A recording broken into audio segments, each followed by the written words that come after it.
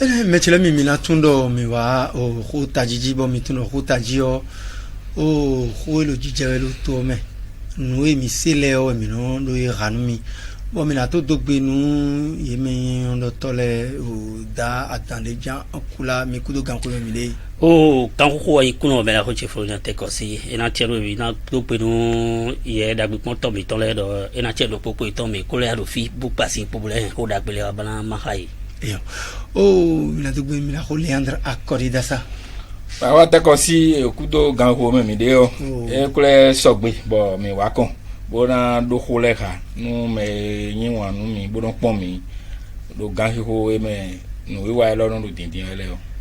o ni do mi ko kendo ko lo fido nu vakilo fibilo bo akome vetakin me bibo e kala ya khio me on nu e na mo khole o l'arrivé au to kunle yo khodo de me bulu o ko de po echo e ka ya khiome on alors pas vo no remindo o kho wa sin ka bo yeme o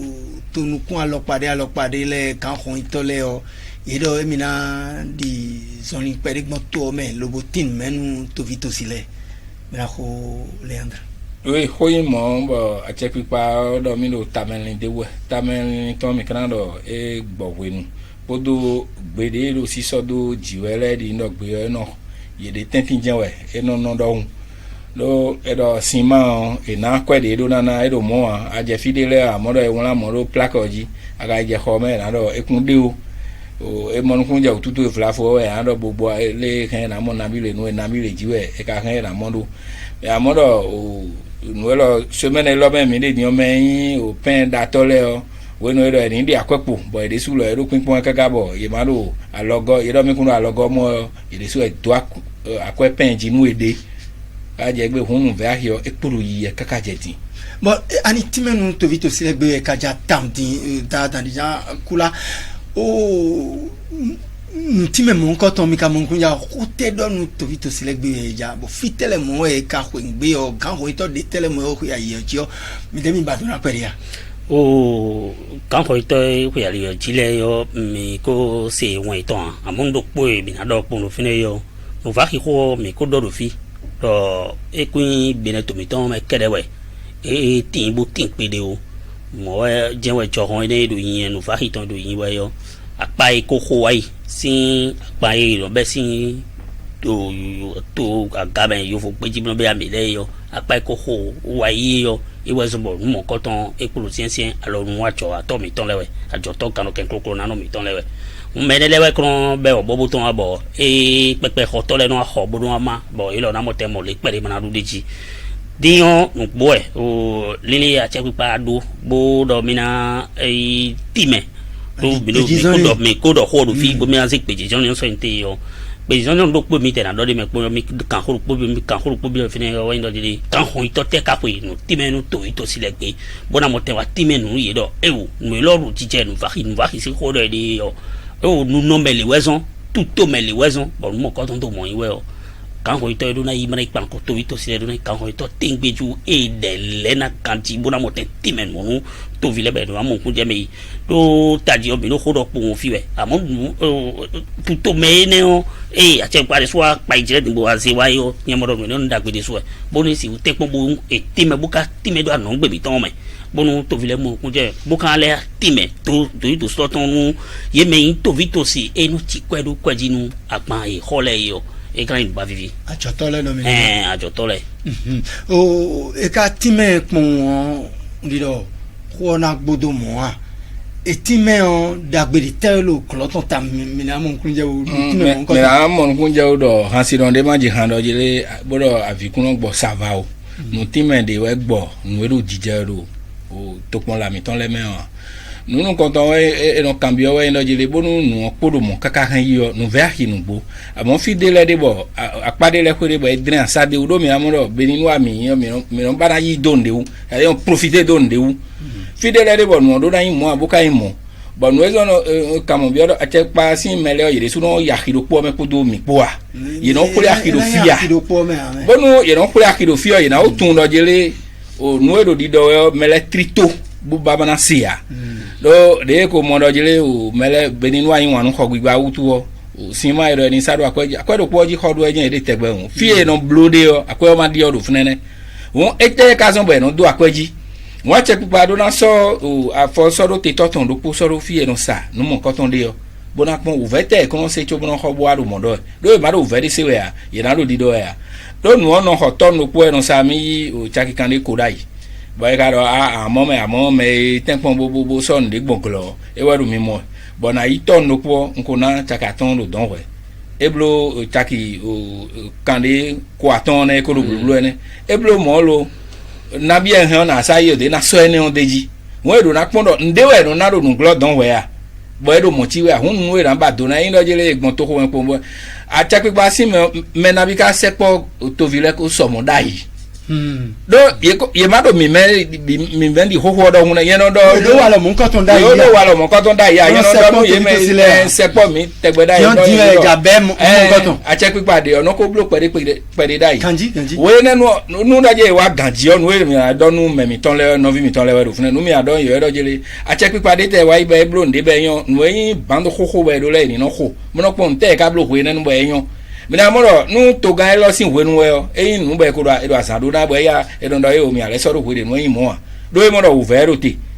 bo we na nu send we ka jo apa e no ti me nu ezo mi ja pa sin on di nu ezo mi ja blo le o di e lo do te e bi oro ja che gba so ti to me mem do te americo yin ga hon to do kuro poboro family do kuro me kan de nu we go sin a bo nu e se po kan e to nu me le ran ro ale na do apa e ton be na moro nle chi le me nle wa le me bo e mo ye de su do ye de tanti yon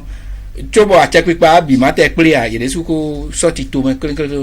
dai numero je ofi ayiro de e ma wazo ahun yiro mi trolo bo matunde na blogbon ba ko ru na no moji on wa lo ene we mi na bi o idojele ye ni tekpo bo bi o to vile me ye ni no popo do to vile po do amaro popo mere po asutun nu edo jijele de epo le o yen mo lo eyira me e di blachi sin ko papa negbe do hun do eyin ti me ndi o idojele akwele wa do montro la wenu oga ohun to pache nu akwezin kamiton lebo ye do ho me yin syndicat le bi onu gege nu ene ole lo egbe lo e ka blodeji a nu e syndicat le blodeji e blodeji kaka je egbe a o semba bodo me do na yin nu me lo ta sin we syndicat le a on député le we député le desu me habu do de me ye de ka do de me no mo e wa so ndo be se po mi de mi amoro iro ko do mi de e de lo bi o ye lo di do e ro bi me jo amo mi goje no blano we e de ton ba we o khore mi do fine po yo we do jile e veu down no to bi to sile bo ati pa dile ze wona wi tutto be defo so dai do wai akandu no we ni kale kekle bule ze wona wi tutto be defo so dai do no kon bonu khelo lo di dipo do no do mi de yo mi te mi tun le do yin bon ko to ko no mi lo yin kanji ndo ko fi ai bom do kari ko fi pion apade ko je ateji din apade o tonguru po dai yo pon tanto no ho yin e ka wa pon o wi bo le 350 fili amun de do mi de wa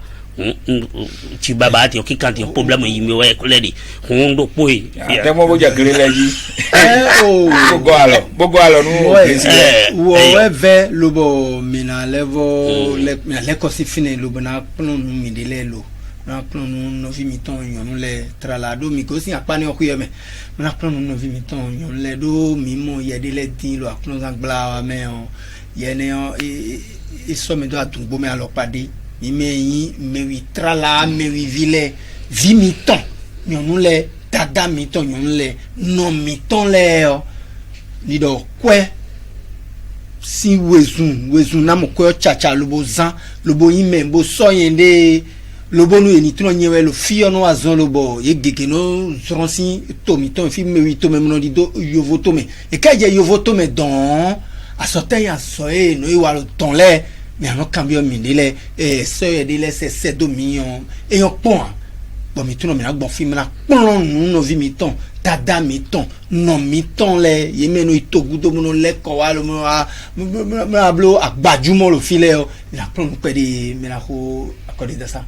no ene avisi no e yin bo le blau e blau parce que o we no ene on be o e modo o ye men dile di bo tɔdewo bo yin mɛ yin tovi mi tɔn bolo to ɔgudo dɔn lɛ di Dubai ye ne ɔdɔ hun isɛ xɔ de lɛ do ho ye ne ɔnu do mɛ yin mɛ bo yin diaspora si mɛ lɛ ye de xɔ mɔ kɔtɔn gba bodo anu ero jijɛ ekun yan o nu ero idosin ka yɛ ekun yan o ye yin o nu ero kanu nɔ do yovo ne ɔlɛ si alɔ mɛ wenu ye dɔ nu ne ye jɛ ma bodo gbede nde kun mɔ o ìyẹn wọn lànà mọ nǹkan tán nù yìí ìyẹn wẹ dènù mọ nǹkan tán tán bọ mẹyìn président diaspora tán eyirọ sí États-Unis gbọ́dọ̀ gbèdé pọn dọtí tó mẹ mí dò yèdè sùn ẹnu sọsẹ do bọ ẹdẹ sùn sẹ ẹsẹ yẹ do tró lò wé nẹnu à ẹsẹ xó gbé tán dé lẹsẹ sẹ dọdọ ẹkún yọ mi asọ yẹ ìtàn sọsẹ dọgbọ kànjí o nyɔnuvi mi tán lɛ sí xó dọ yèdè sùn ẹnu àjẹkọ ẹnu mi wẹnu ẹ ká wọn mi dẹ gbẹwé nẹ nọjẹlẹ mẹ àdínkpandó diaspora sí mẹlẹ de dó èblo nù association dọ̀hún bodo numo kɔtɔn lɛ degba bɔn ìgbẹ́ dɔ numo kɔtɔn kó jɛ gbede kpɔn o mɛ yan ambassadeur mi tɔn yɛ lebe nu mi e dɔn wa de tɔn ni mɛ. e tɛ ka jijɛ do edzi yɛ tan nu mi tɔn. nu edo jijɛ wɛyin dɔdzele edze dɔn egbe dɔn tso bɔ ara yi yɔ mɛ yin mɛ de lɛ yin bɔ yin demarche nu kɔnɔ nu mɛ tɔ yɛ ne yɔ lɛ yɔ yi dɛ do akɔɛ de lɛ bɔ yi dɛ wɛ no do contact lɛ do dɔn bɔnɔ yi yi dɛ yi akɔɛ fi yɛ na edze lo yovo to mɛ o òun ní òye ẹrù bíbá ẹ̀ mọ́ ni ọ edo akɔɛ de bɔ yɛ na gbónú yɛ ase akɔyɔdo yɛrɛ nɔnu kɔn bo blo we manu we passport ene ɔlɛ na blo nu we eblo ene fo ni wɔ yi yɔ we mɛ yin yɔnu ayi dɔn fie dzro mɛ ɔyɛ nɔ sɔmɛ ena to sɛzi we ma to wɔ passport ena sɛzi do asɔ do atsɛ bɔ ko ŋgbe fi de ya bɔn ena asɔ esɔ sɛ do fi yan yɔ azɔ wi wa to ene àwọn azɔka nu sunzan na bi de do akɔɛ mɛ nɔnu kɔnu yi yɔ àwọn azɔka nu sunzan yi zɛmɔ fata di azɔtɛlɛ ka yɛ azɔgbɔn ali lɛ bi hui ko o vina do xoxawe tɔna do xoxawe o dakpɛna do xoxawe mɛ ko yin kunkan si mɛlɛ bi hui eyi nu di bɛ do kpikpa wɛ ya edo bɔn nue de su dɔ hoe ne nue mɛ sɔ nue lɔ benesi afɔsɔ do te do to ene dzi Dubai kpodo fi de volɛ kpodo yowo to lɛ mɛ si tɛmɛtɛmɛ hoe ne lɛ nlɛ bɔ do kɔpi etɔn kaka dze egbe bɛɛ dɔ wɛnɛ nuwɛnɛ lɛ bi do dzidze wɛ do ete tu yɛlɛ akɔɛ yi wɛ bɛɛ dɔ nu ɛnɔ yi akɔɛ de nu do ayi gbɛni bɔ yan sɔ tatu sɔ bɔ do nu bo da dɔ kɔn dze do akɔɛ tɔn o nu ayi o sɔnda do nu mɛ o akɔɛ tɔn lɛ bɔ de nuwɛnɛ bɛɛ na blo wa. sɔ biɔ imelo mi pɔn lɛ dɔ do melo kanu wa lɛ dɔ eni sɔ kɛmi do xo ni lɛ nyɔ se abɔ pɛtɔ le eyi xɔ lobo dzidi mɛ de lɛ dɔ kun do ye de yi do kɔwu. Bɔn edrona yi tome tantamu gosi tome tɔmɛ lobo wande ani yana zɔn kaka lobɔ enama tsi o kanu mɔ ete lɛ yin kanu mɔ ena lɛ yɔn lɔ o mene lɛ tsi di dɔ yi me ata do dɔ hun wɛ wa tsi dɔ wɛ mi sɔkɛ mi mɛ ka nyɔ mɔ a da. e sɔkpe ya o sɔkpe do kpɔ wa do atsotɔ fan to o jɛ kile sɛ ko e bɔ da sɔ ɛlɔ kun ma se o nyadɔnu vimitɔn lo tome yɛ bolo asɔmɔ kɔtɔn wa yɛrɛ asɔ masi a sɔkpe ya boka hɛn yɔnu tome kuitsi mi kako dɔ do fi dɔ tele do pɔnto do kpɔbɛ bonu pɔnto na li tɔ yɔnu jiwɛ no bɛ si fifa xɔsa tɔna tin ba tin gbe kabi toro kpɔtɔna tin di ɛsi di yɔnu kpɔkpɛ de alo yɔnu alɔ sɛku wɛ yi yɔnu wɛ no na gbɛsun amakun jɛ duda mi de wa bɛ ka do ko kuji de se do yi wɛ esɔ sɔkpe ya bɔn fiye mi kana blɛ sɔ ayi ka tonu kumi tɔn lɛ tɔn tatara la do bɔ yɛrɛ ba tonu kaka bara kpɔnɔ de le nunome tɛ wɛ fi bi tɔn ye ne lɛ kɔn blo ye mamadu ko si fini mɔgɔ minɛ yɔ sɔrɔ baduna ɛ kaka kɔkun to dɔn ko e dɔ tɛ ko telefone na do wɔtso yɔ bo dɔ nu edo jɛ ale bɔ sɔ do telefone asɔ do mɛri mana dɔ ko ka ngo dɔ mi de ɛmɛ fini de ɛnkɔ kaka bo yi to wɔ mɛ yan ɛyin dɔ de le asɔ mɛ nɔnu kɔn mɛ boyin président diaspora yɔ. eya no diaspora eya ye de gba we nenu e ye de wa mo ne bo de ba no totally gbe mi ton enu e jiyan tite ngbe fie lo ye no blodo nu klo pere amo totally gbe diyan e do van be tun bo egbe lo de ro ye tun me be ro kan ho bodo yi e bo no ho do kaka je egbe to na blodo en ton je on tun kaka je egbe ya do passport sin kan ho e ko di passport le ko gbe so e si bo khle do menele ye no so e somo atadona lobo sonda do kunwe ko biwe nele bio alo na do ko kha e di kan ni do hun me bi na do poji me bi na do poji o mi kan jono wa me ko me su me bi o mais quand on est parti do mi tout quand on est de parti do ne wa o ton peuple ouais mais ministre bo parti ministre des affaires étrangères mais carrément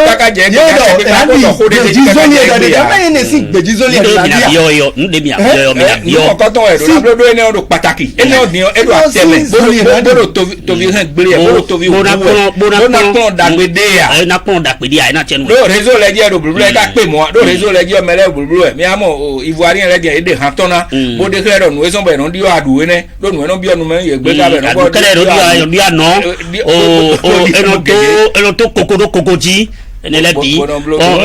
do mi abiota wo yo do taji yo to mi ton si sonule yo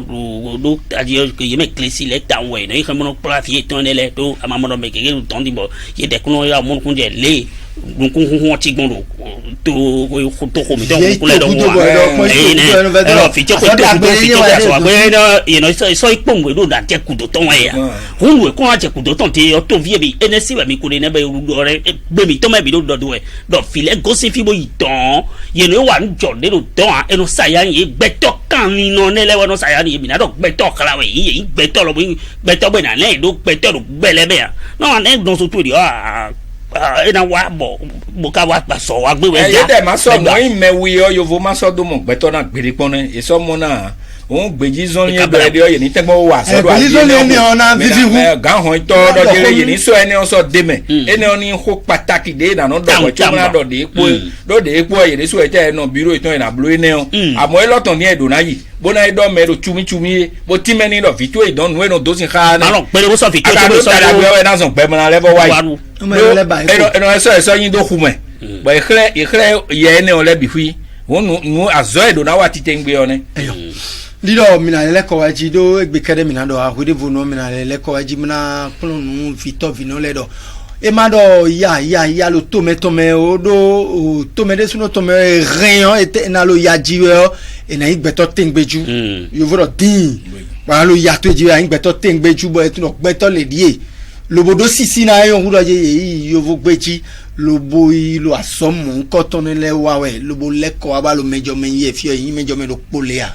bonu mo koton lo jije we o peto me vi sona yin me son keke ti bo yon keke gbasu be yon keke gbasu yi gbasu do to gudo tata me na bio me so to mi ton so si an fo so do te lo fi ene le do ni tempo mo wa zo me na bio me ko eto de su do no vi mi ton le de su no iko eto supo me na bio me so afo mi ton do te mu jaibu do ni tempo bo nu bo to so de su ka te kon yo fi bo ni do mo chebe de bla mo ten na mi on ye na wa bo mi ko so me mo le ni do egbeton mi sona le inu kon uga mo mi na dogbe ru pro mi ton bona dogbe mi na ko Leandra Kore da sa